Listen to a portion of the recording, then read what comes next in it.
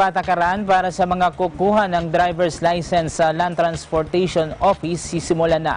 Ayon sa LTO Palawan, kahapon pa umano dapat sinimula ng bagong patakaran, subalit dahil kulang pa sa kagamitan ng mga accredited clinic ay minabuting pansamantala muna itong ipagpaliban.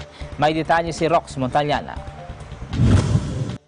Sisimulan na ng Land Transportation Office o LTO ang pagpapatupad ng kanilang bagong patakaran sa pagkuha ng medical certificate para sa pagkuha ng driver's license.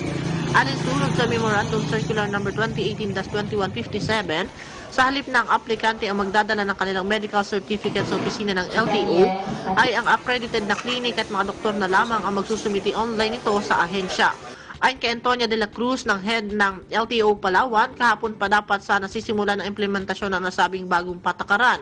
Subalit dahil puro kulang pa ang kagamitan ng mga accredited clinic, partikular ng finger electronic printing, ay minabuti ng kanilang tanggapang nasyonal na pansamantalang ipagpaliban na muna at ngayong araw na lamang simulan.